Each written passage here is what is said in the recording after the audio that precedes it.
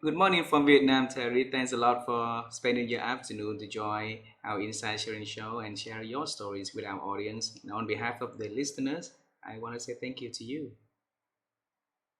Well, hi, thank you for having me. I am honored to be here. And Terry, you haven't been to Vietnam, so please, in the next time that you come, you have a new friend, a new families here that will be welcoming you guys in this beautiful country and the beautiful people of Vietnam. So please accept my invitation in advance. Okay. Okay, I'm going to start manifesting it. It only takes about 17, 18 hours straight to Vietnam, so pretty easy to travel here now. Oh, is that all? 17 or 18 hours, huh? Yeah. And Terry, in our culture, it's very honor for us to have you to help introduce a little bit about who you are and the works that you do. Would you please do that for our audience, please?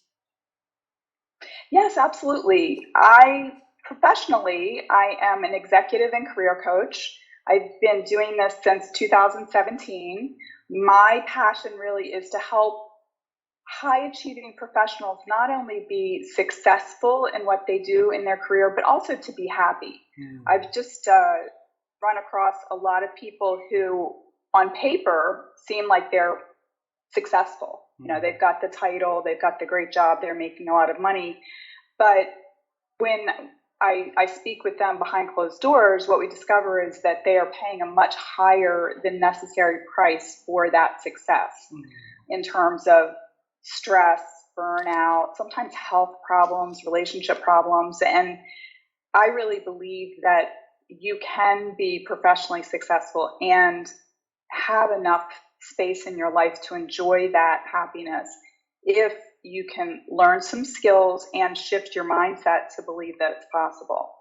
Mm. So that's what I'm all about. And I've been doing this for about 5.5 years, maybe a little bit longer. But before that, I worked for 30 years in the corporate world. The bulk of my background was in financial services, and I was a marketer. So I did marketing for many different areas of financial services. And about the last 12 years of my career in financial services, I was leading marketing for several businesses at a large national bank. Wow. Actually, a large global bank, I should say, because they're um, not just in the US. Terry, thanks a lot for sharing your stories. And I know that you have a phenomenal career in the financial sectors, and then successfully becoming in the space of executive coaching. And I want to congratulate you for that. Let's examine the journey all together. How the whole transition happened. Is that okay? Yeah, absolutely. Alrighty. So first, let's travel time because everything has its started, right? So when I was young, I wanted to become an astronaut, and jump between different planet. I think it suited my introvert personality. And Terry, when you was young, what were your dream about your future, though? When I was young, I wanted to either be a ballerina or an artist. Ah. And of course, I didn't end up being either one, but I think that what that says about me, which continues to be true, is that I'm a creative person. I Mm. like to express myself creatively. And when I was young, my parents were extremely young when I was born. My mother was not even 17 years old when I was born. She actually had to drop out of high school to get married and have me. And my dad was, he turned 22 years old the day after I was born. So they were very young and, kind of what we in the US call blue collar workers, so not college educated or anything like that. And I set my sights, maybe not when I was 4 or 5 years old, like when I wanted to be a ballerina or an artist, but when I got a little bit older, I knew that I wanted to work in business Mm. and I wanted to do something where I could be more financially successful. And part of it is because, my family, we weren't poor, but we didn't have a lot of money. And there were things that I really wanted to do. I wanted to be able to travel. I wanted to have, a nice home and be able to have a family and that kind of thing. So I really wanted to be successful in my career. Wow. How did that idea came to your mind then, though? Well, I think that part of it was my mother, and that she really started encouraging and talking about me going to college even when I was very young. And I think it was partly because she knew what she had given up by not continuing her education. So she wanted to make sure that me and my sisters were educated. So she started talking about that at a young age. And I suppose that, me setting my sights on higher education, I started thinking about like, okay, well, what could I do with that? And I didn't know when I got out of college what I was going to end up doing, but I did get some good advice when I first got out of college, because I'll tell you, frankly, I just wanted to start making money, and I didn't really think about what I wanted to do professionally to make money. But at the time that I graduated from college, I was dating a boy from school whose mother had been a career counselor. And she gave me a book called What Color's Your Parachute? And she said to me, this is great advice. She said, do not apply for jobs and do not interview for any jobs until you've read this whole book and done all of the exercises in it. And so I took her advice, and what it helped me to do was understand myself better and understand what did I like to do, what was I good at, and to think about the different types of jobs that were out in the marketplace so that I could sort of match my talent and my aspirations with jobs. Because, I think for a lot of smart people, they're capable of doing many different things. It doesn't mean they're going to love doing it. And in fact, I see, I've coached a lot of people who are very successful that do not like what they do for a living. And that's very tough whenever you're successful at something that you don't like doing, because, you might have to, if you walk away from it, you're walking away from how you make money. So anyway, she gave me great advice. My first job was in magazine publishing. And then after working in that for a while, I actually decided to go back to school and get an MBA. And when I came out of the MBA program, I ended up getting a job at a bank working in marketing. And I actually think that marketing, I've got this artistic side, but I also have a very analytical side. And marketing is actually a great crossroads of, being creative, but also being business minded and being analytical, because especially today, marketing has evolved quite a lot since I started, but especially today, being able to, look at analytics and do the math in addition to being creative, like those are, two skill sets that are required in marketing these days. Wow.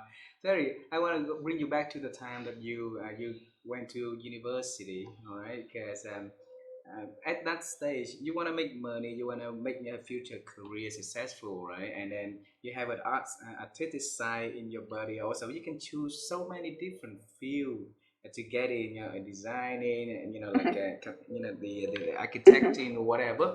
But then you decided to join to the business world, and tell us, why did you decide to go to that field though? Well, first of all, I didn't mention this, but I was an economics major in college, and I did consider studying business, but one of the things about the business program at my university was that it gave you very little time for electives. So, like the curriculum each semester was pretty set, and, so you'd have to take like accounting and statistics and marketing and finance and that kind of thing. You had to take certain classes and you didn't get a lot of choice. And first of all, I just absolutely love learning, and I like learning about a lot of different things. And I did not want to be that restricted in the selection of my classes, but I still wanted to have a background that I could, be successful in business. So that's why I chose economics. But it gave me more freedom. So I took Italian and I took a lot of art classes. And I suppose going back to your question of like, why did I choose business? It really was driven by my belief that that's how you can make a good living, that by going into business. And I am an analytical person, right? I'm pretty strategic in the way that I think about things. And I just thought that business would be an interesting place to work, and there would be, challenges and, especially working in financial services, there were a lot of really smart and, hardworking, successful people around me, and that was a very stimulating environment. I liked that. It's fun when you go to work and there's other really smart people that you can work with to make big things happen. It can be fun. It was a very wise decision, though, Terry.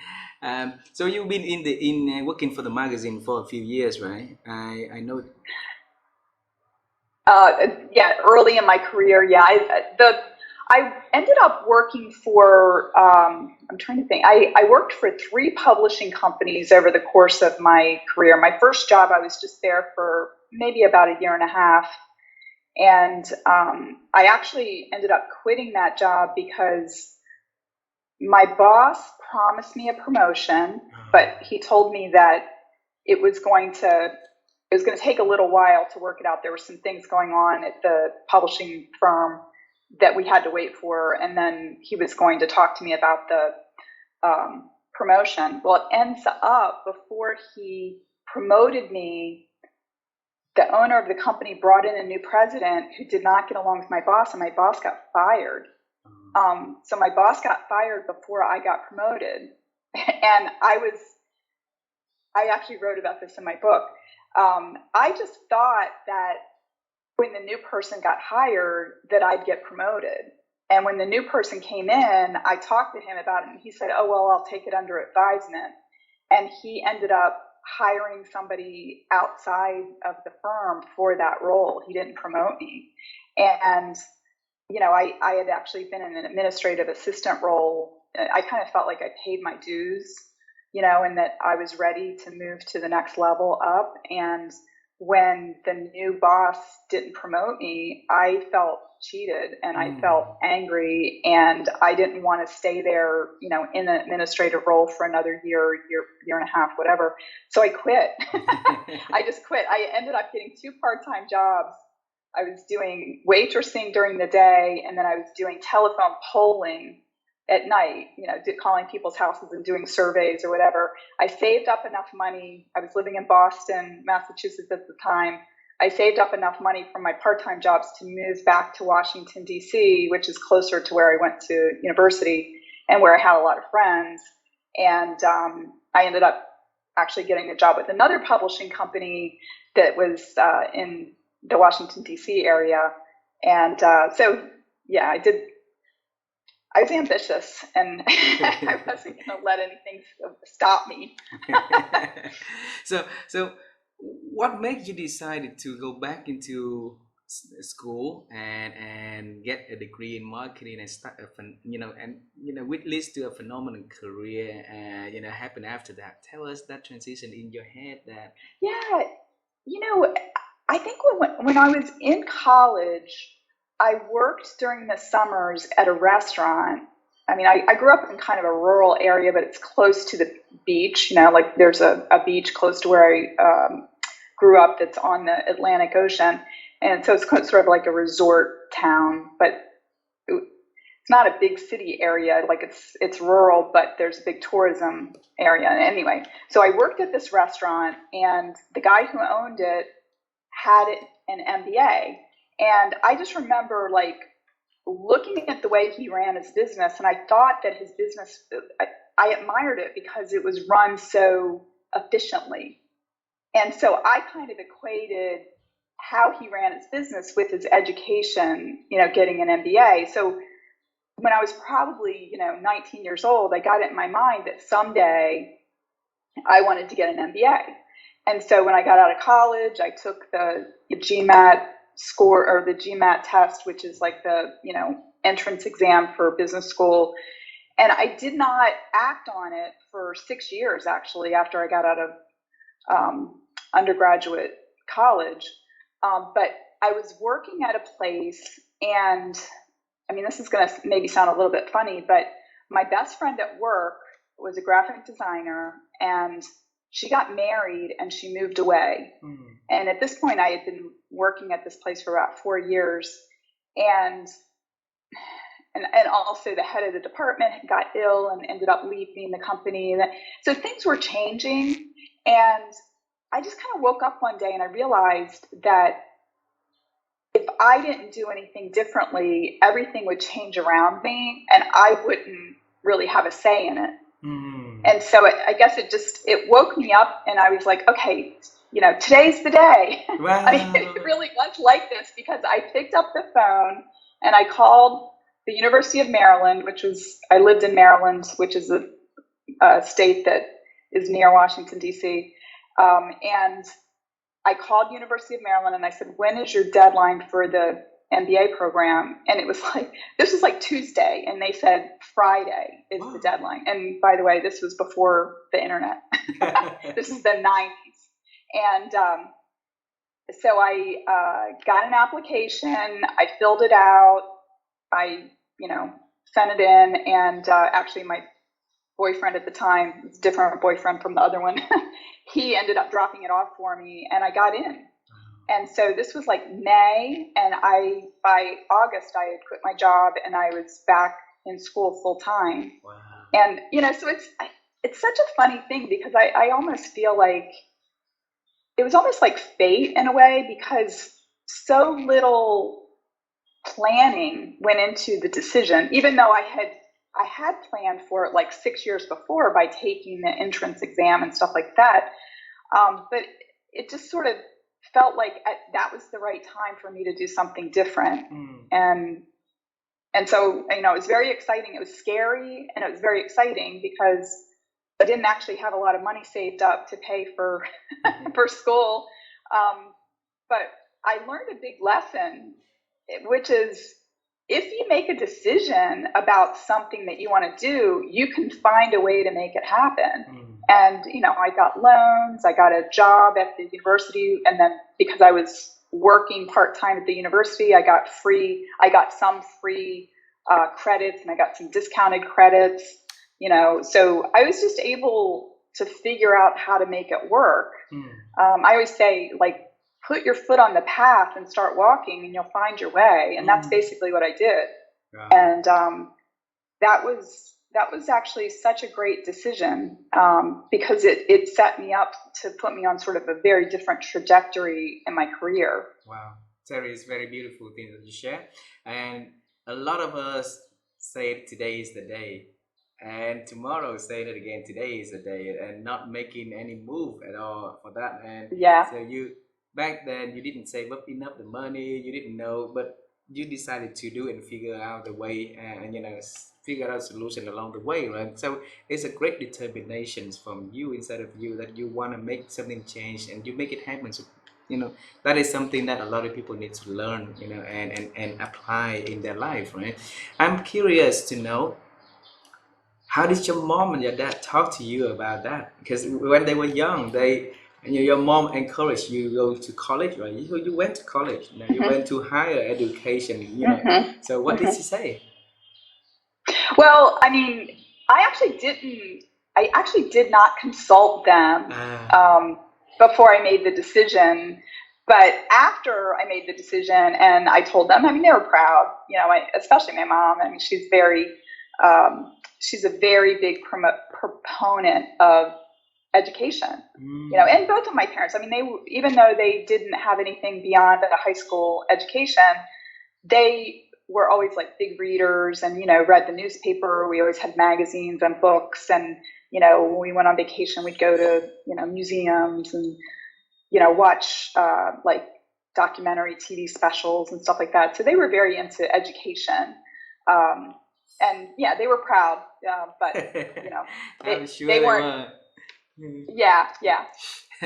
So Terry, tell us, there's a lot of people got into a marketing degree. There's a lot of people with the marketing degree and get into the finance industry, right? And then but not everybody was successful. So you've been in that for 30 years. Went from the beginners into the executive room. So you tell us how that journey happened and what makes you succeed in that role, though. Well, I think that it was. I mean, first of all, it was my drive, right? And it was me not wanting to settle for what other people said I was capable of. Like just even at that first job, being 23 or 24 years old, and when I didn't get that promotion that was promised to me because my boss got fired, I did not accept that I was going to have to, almost like do a redo of the first year and a half of, being the lowest person on the totem pole. I was like, hey, I paid my dues and I'm going to go find, if my future's not here, I'm going to go find it. And I think having courage to follow my own path, I think, and I was scared a lot of times. I did not know what was around the corner a lot of times when I started walking on a path, but I was just willing to do it anyway. And I also think that one thing that a lot of people, I think, underestimate or maybe just don't even think about is that people hire people. And I think a lot of times, especially nowadays where, we're applying for jobs like online, that people will, just go out to, I mean, I don't know what it's like in Vietnam, but here a lot of jobs are listed on LinkedIn. And, when I'm actually coaching people that are in job search, sometimes they'll say to me like, oh, well, I've applied to 100 jobs on LinkedIn and I haven't gotten any interviews. And I'm like, well, don't do that, right? Like you talk to people, right? Like find people. When I moved from Boston to the Washington, D.C. area, I mean, back then, this was before the internet. Like you would get the newspaper and you would just, look at the want ads and send in a letter with your resume. But the job that I ended up getting, the hiring manager went to my university. I didn't know her, but when she saw that I went to the same university as she did, she wanted to interview me.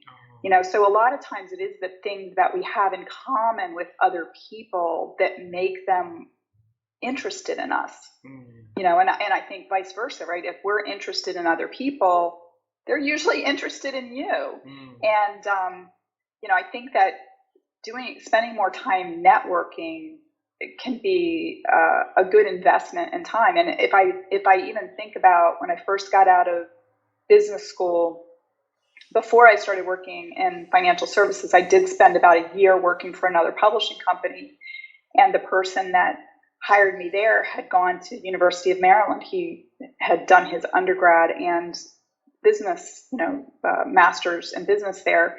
And he ended up hiring me and somebody else from my class to work at the publishing company. And then the other person that he hired ended up getting a job at a bank in North Carolina. And he was the person that referred me to get my first job in financial services. So, I actually think that it's easier to get hired through referrals, through networking, let people get to know who you are, like share things about yourself with them, share what you're looking for, what you're interested in. And if you are authentic and you're interested in other people, they may be willing to help you. They may, if they hear of a job, they may, say, call you and say, or text you or whatever and say, hey, I heard of this job that might be a good fit for you. And I mean, it's fun. The more I think about this, like even the job that I got here in Chicago, my old boss was approached by a recruiter for the job. And he said, well, I'm not interested, but you should call Terry. And he gave the recruiter my name and I ended up getting the job. Wow. So it's, if I really think about it, I think almost every job that I've gotten through people that I know. So it's, wow, Terry, thanks a lot for sharing that. I'm a big fan of networking also, and tapping into the right kind of network, but you also it requires you to invest your time, invest your commitment, so that not only you can grow, but the people within that network can also grow in, and that that cumulative of growth will make that relationships and the network growth even further, right? And along the way, there's abundant opportunities out there for everyone. Instead of seeing the world in the fixed mindset, there's always great opportunity, like you share. Your friends will refer an opportunity to you when they see it fit, right? So it's beautiful world. Yeah. Yeah. Yeah. Yeah. And then you touched on it, that, fixed mindset versus growth mindset. And, I think a lot of times, mistakes that people make in job search or even in growing within their own career is to think that, the only possibilities are what they see right in front of them right now. And that's not, who knows what's going to happen in the future? Everything is constantly evolving. And, I've seen people that have made their own jobs. Like, actually, I mentioned that one boss that referred me to the recruiter. He was hired at a company I already worked at, and he interviewed for a lower level job. And when he came in, he told the interviewers what he thought they needed. And they bought into his vision, and they elevated the job, and they hired him for it. Oh. So he basically wrote his own job description and he sold them during the interview process that, this is really what you need. And, if you hire me, I'll come in and I'll make this happen. And he did. So, sometimes it's like we might think we know what the possibilities are, but there might be something that's even, bigger and maybe a better fit for us than if we have the confidence to envision it and maybe ask for it. Terry, I was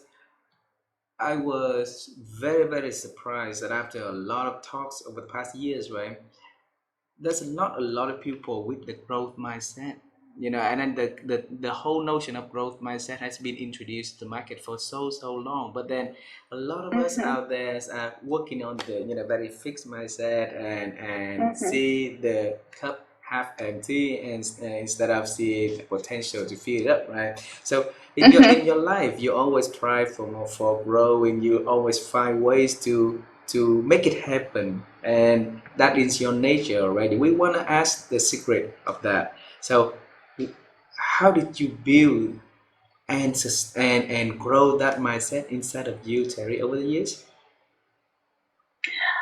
Boy, it's a good question. And I do wonder if part of it is just who I was born to be innately, but also I didn't mention this about, my early childhood. My parents, I mentioned that they were very, very young, and my dad ended up getting a job. He was sort of an electrician, and, he actually got a job with the telephone company, but he chose to take a job that required our family to move very frequently. And when I say very frequently, I lived in 40 different places by the time I was 10 years old. And now the majority of that was before I started school. But I do think that the fact that we moved around so much when I was a child, I had to be adaptive. And, a lot of times I was really scared, and, because it's just constantly going into new situations. But I don't know. I suppose that trying to be positive and trying to, look for the bright side of things, I don't know if it was a coping mechanism on my part that, it was just easier to try to be positive because otherwise it would be too scary. Or if that's just how I was born. I'm not really sure.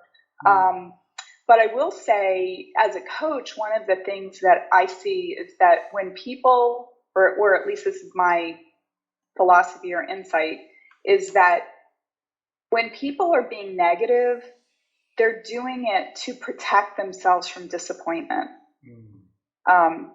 And it makes sense, right? Like if we say to ourselves, oh, that's never going to happen, I'm not going to apply for that job because it's never going to happen. Well, by being negative, you are protecting yourself from taking a risk. And, for a lot of people, I suppose that they'd rather feel safe than, step outside their comfort zone and get something that otherwise they might really enjoy. and I guess maybe as I'm talking about this, if I think about myself as a child, I didn't have a choice but to be pushed out of my comfort zone constantly. And so because I was always outside my comfort zone, I suppose I discovered that, you know, I never really got hurt and I got to experience a lot of different things. I learned a lot of things. I learned how to, read the room, right? If you're the new kid coming into a new classroom every year, you're figuring out who the nice people are. You're figuring out, I was good at, learning my way around another new school, right? There were just a lot of things that I learned. And I guess I also figured why be negative, because I experienced a lot of things that I was scared about, but nothing bad ever happened, or nothing too bad ever happened. Wow. And because part of you're very curious to know things around you also, so it's the whole world of exploration and adventures, right? Yeah, exactly.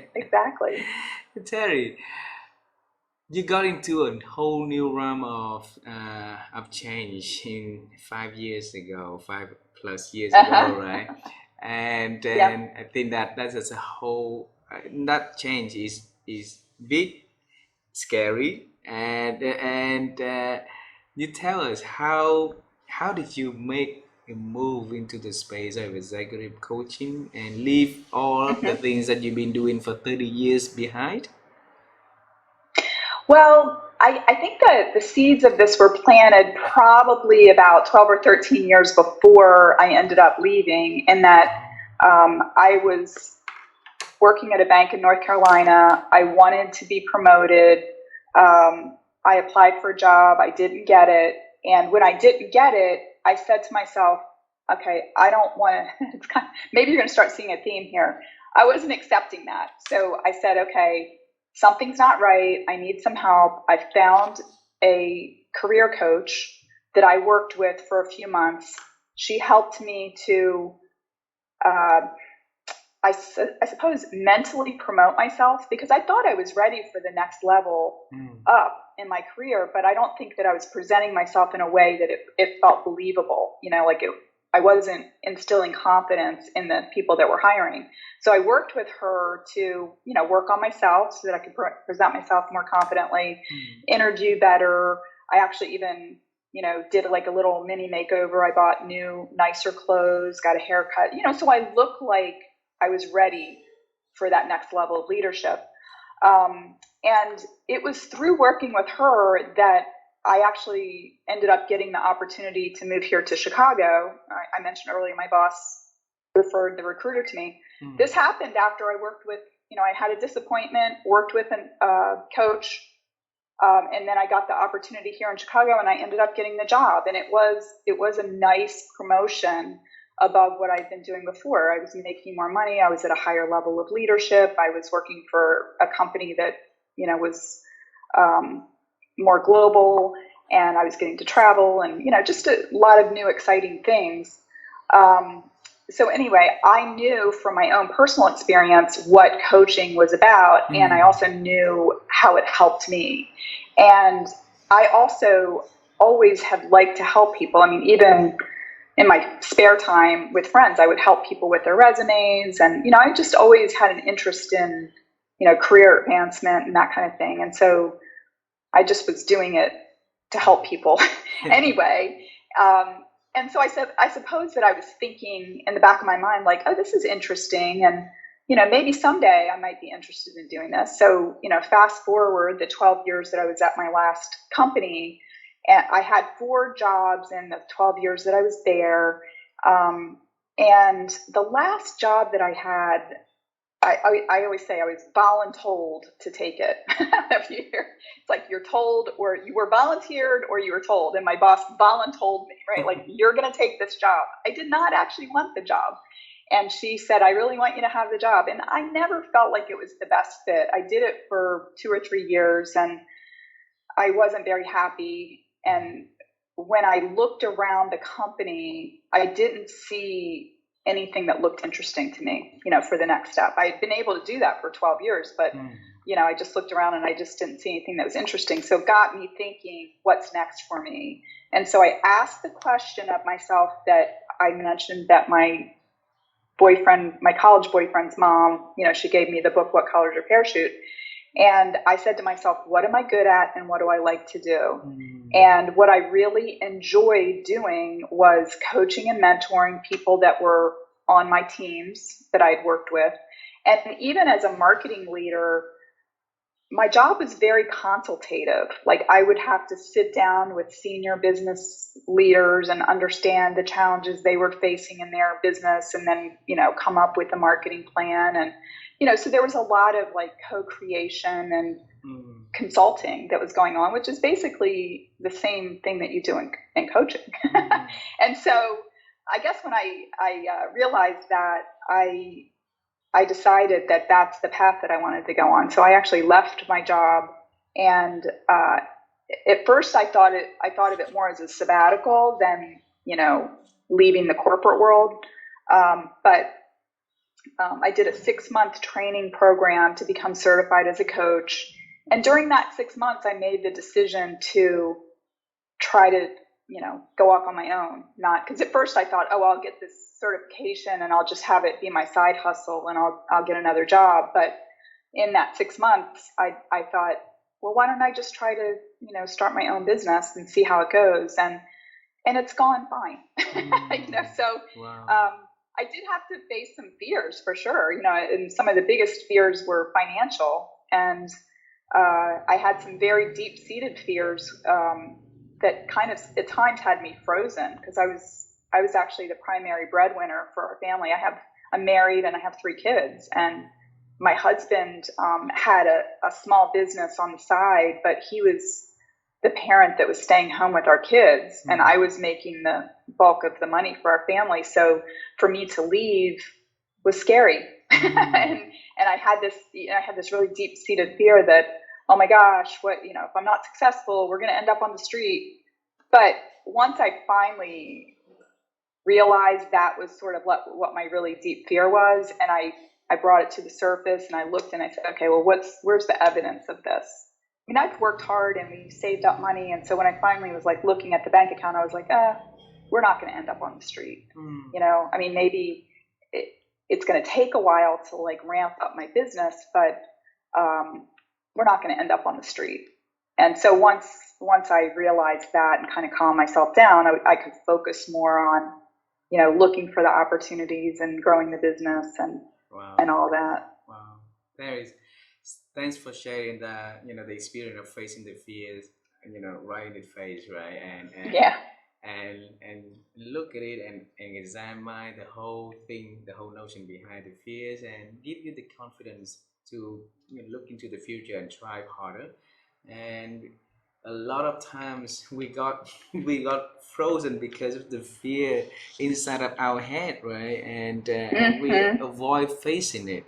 I had the same thing too. When I first started my company back in 2019, first is the imposter syndrome. What is that? That who am I to run the business? Even if I've been running the business, making million, 100 millions for my employer, right? But then, when talking about running our own firm, the whole thing coming in and stuck in for a while until like you say, I face it, the reality. Okay, if we can make it happen for others, we can make it happen for ourselves too, and that's it.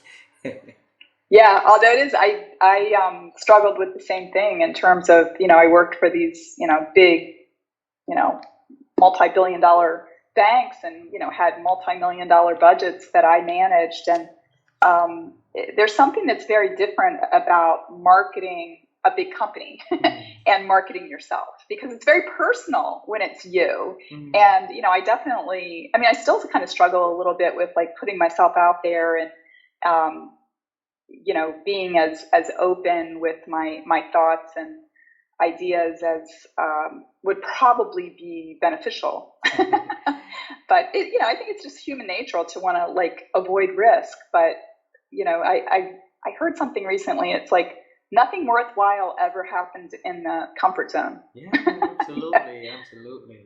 Terry, for the past 5 years, what change has you brought to yourself? You look so happy, you look so refreshed, you look so, like energetic.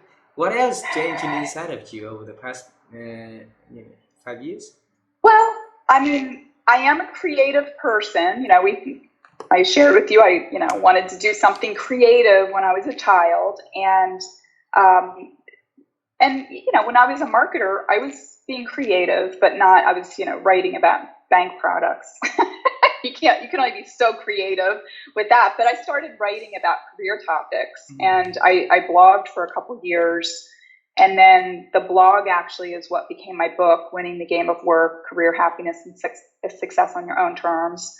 Um, After the book came out, I started getting on a lot of podcasts because, as I mentioned, that was right at the time of the lockdown, and I couldn't go out and do, in person, Mm. book signings or anything like that. And I had so much fun being on podcasts that by the end of 2020, I had started my own podcast. I actually have two podcasts now. I've got Marketing Mambo, which is, going back to my old career. I love talking to people who work in marketing. And so that's why I decided to start that one. And then earlier this year, I started Winning the Game of Work, which is, really focused around how to help people be happy and successful Mm. at work. So, it's funny that you say I look happy because I run into people that I used to work with sometimes, and they'll be like, "You look younger. You just look happier." And I think it's because I am just being really more of who I actually am. When you work in a big company, there's a lot of I don't know, other people's expectations that need to be taken into consideration. There's probably a lot more stress than I even realized.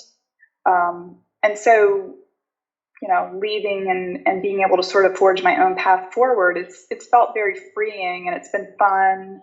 I've been able to meet so many people that are what I call my tribe. Mm.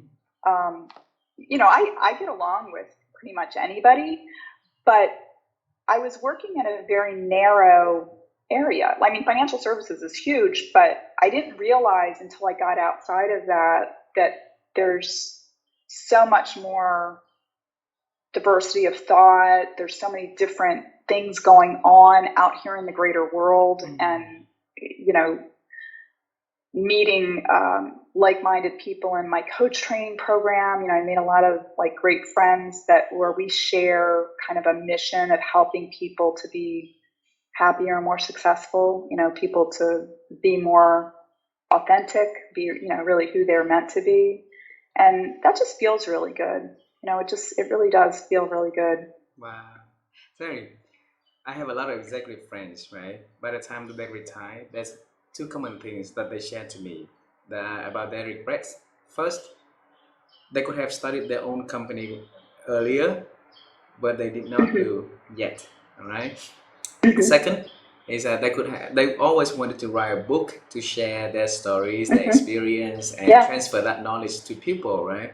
And to help people to grow. And they also did not do it, and I told them that yet doing it also. So I'm trying to push them to do both, and it's never late. So you've been doing them both very beautifully and successfully. I want to congratulate you for that. Tell us about your book. How did you ended up deciding to write and what it is about? Well, as I mentioned, when I first left, I might have actually even started blogging before I left my job, like right towards the end. And I knew I was leaving. And so I was starting to get, maybe a little bit nostalgic. I was looking back over my career, and I was just thinking about, I don't know, like when you're having a big transition like that after working someplace for 12 years and working in marketing for 30 years, it's a big deal to leave that corporate It is. environment. And it just got me thinking about different things. And so I started blogging I mean, part of it was almost like therapy for me to get these thoughts and feelings out. And I started blogging every other week. I'd put a blog out. And and I loved doing it. I was getting good feedback from it. And then somewhere along the line, somebody mentioned to me, because I actually had been blogging for about 2 years, and he said, if you downloaded all of your blogs, you probably have enough for a book. And I was like, oh, wow. Because I had always kind of thought like, oh, maybe someday I'll write a book. But I never really thought about the fact that I already had enough content to write a book. And then shortly after that, a friend called me and said, I'm writing a book. I'm in a book writing program. And so I guess, putting two and two together, I found out about the book writing program that she went through, and I actually decided to join it. And, so I brought everything that I had been writing about careers, and it really does go back to, what was important to me, right? To be professionally successful, but also to be happy. And I would say that, there were times in my career where I was letting the stress, get the best of me. And, I learned a lot of lessons, and I've written I've shared a lot of stories in the book about some of the tough times in my career and the things that I learned from them. And certainly a lot of the things that I went through, I share with my clients now, because just to help them get perspective on what's going on. Because sometimes when people are in the middle of something that's really uncomfortable, I hear it. Sometimes people say, oh, maybe I should just quit my job or whatever. And certainly that's a choice that anybody can make at any time. But, sometimes if we shift our mindset, that we can see the silver lining in what's going on. And I know for myself that some of the most valuable lessons I learned through the most difficult situations that I went through. And like, once you get to the other side and you can look back and say, oh, okay, now I know. So if I face something similar to that in the future, I'm not going to freak out. I'm not going to like stress out, and, I'm going to shift my mindset, or maybe I'm going to see what I can do in that environment to change things so it's better for me. And so, this is my subtitle is Career Happiness and Success on Your Own Terms, right? This is what it's all about, is, how do you expand that overlap between being professionally successful, but also being personally happy? Because many people have lots of, quote unquote success, but they don't have the time and energy to enjoy it. And I would say that, financial success, professional success without the space and energy to enjoy it, to me, is not success. It is not. And sometimes it's, maybe we need to make different choices. And really, I think that it's important to start with yourself and to say, like, what's important to you? What are the values that you hold dear? And I think a lot of times people will buy into, like somebody else's idea of success, like driving fancy cars or having a big house or going on fancy vacations or whatever. And, if you've got to work 50 weeks a year for that fancy vacation, like, is that really worth it if you're miserable the rest of the year? I don't think so. But I don't think so either. And then I think that I also talk to a lot of people like that, Terry. And the more that unhappy they are, even in the career, people look from the outside, and like they're supposed to be very, happy, right? And with their success, but they don't. They're not. Yeah. And then they got into they got sucked into the consumption more of the outside thing, like a bigger house, better car, better dress and stuff like that. Yeah. And at night, it's miserable, because the only thing, the only person that they deal with at the end of the day is themselves in bed, right? That's right. And a lot of them came to me and shared their stories, and I was there listening. I feel so honored to be there when they needed it. And so yeah. I think the book you wrote is resonating with a lot of people, Terry. Thanks for doing that. Well, you're welcome. I feel like it makes some of the hard experiences that I've had in my life worth it if I can help make it easier for somebody else. And, I actually interviewed 11 people for the book about their careers as well. And, these are people that, from the outside you would look at and say, oh, they're very, very successful. But I interviewed them about their whole story, about getting fired, about being sexually harassed, about, like trying lots of different things before they found the right path for themselves. Because I think that it's very easy for us to look at somebody who's currently successful and think that, oh, they just found the magic elevator that took them up to the C-suite. And that's not really the case. Everybody's got a story. And if we can read other people's stories about the hardships and the things that they overcame, and then it can be very encouraging for us to like persevere in our own journey. Absolutely, absolutely. So I have two last questions for the conversation today, all right? And you mentioned about the word thinking a lot in this whole conversation. And thinking is something that fascinated me and my wife, because we've been on the quest to help people to improve their ability to think. One is because we believe that our thinking capability these days is decreasing, not increasing. So the second is we believe that thinking is starting the whole change process. So if we have the thinking right, then the action will be right and the outcome will be right. And so every chance that we got to talk to expert like you, I like to ask this question, Terry.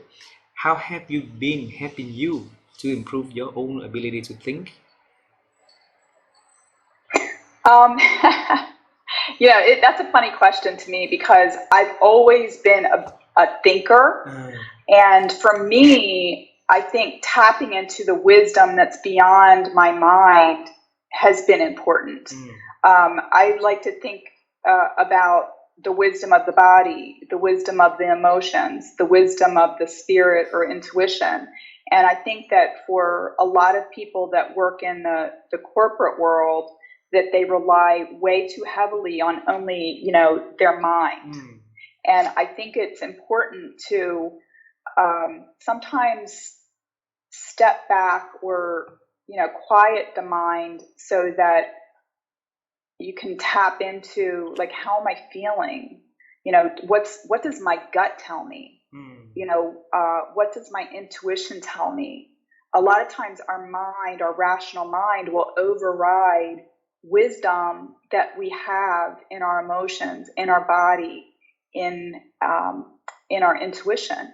And I think that when we can bring all four of those wisdoms together, so the mind, the emotions, the body, and the spirit or intuition, that's where we can find a more, I think, authentic and happier path forward. Because the conscious mind can be somewhat of a tyrant sometimes, like really overriding some of these more delicate ways of, tapping into wisdom. And I think that those other areas or those other ways of, I don't know if it's thinking, I'd say wisdom. Those other areas of wisdom are quieter, but wiser. We need to tap into that. I think there's too many noises out there, right? So if we can find a quiet time to really, really think and evolve our thinking into that, it's a good way for us to listen to how the universe responds and how our body responds to it also. And that probably, the beauty style of the universe is attract good people to your life. That's how somebody reminds you about the blog, being able to make a book for yourself, and then brought you to another friend who she wrote on the process of writing the book also. Amazing. Sorry. Yeah, I do. Okay. So I could talk for hours. And I have the last question. We know, when you were young, we know how the journey that got to the whole transition to what you are doing today. We're gonna go into the future a little bit. Is there anything that you are working on that you feel exciting you want to share with me and the audience so we can celebrate with you in advance? I have stepped into a couple of affiliations recently that I'm very excited about. I mean, running your own business can be lonely, and I've started working with a sort of coalition of executive coaches and getting more opportunities to work with corporations, and that's exciting. It's reminding me of the good parts of working in big companies, but still with my own freedom. And I have recently started working with a company in the U.S. called Chief, and their mission is to help women leaders, I suppose, work. They actually put them in. The whole idea is like to network with other women leaders, and I'm going to be facilitating group coaching with them to help women leaders feel more empowered to, step into everything that they're capable of, and in many ways, have some of the advantages that male leaders have had, for centuries, because the business world has, pretty traditionally been a man's world. And it's just been, in the last couple decades, I'd say that women are really starting to get their foothold. And so I'm excited about that. It's, it's these affiliations with other people who share my mission, to empower people to be happy and successful. It's exciting. Wow, Terry. You've been doing a lot of things in your life, right? You've been in the corporations, you've been seeing the good, the bad, the ugly, you see what works, what needs to change also. Now you hold the key to make the change for the future workforce through the improvement and having, the future leaders to lead their workforce better, to lead the employees better. And I believe there's a beautiful in work. That's a very big part of life, right?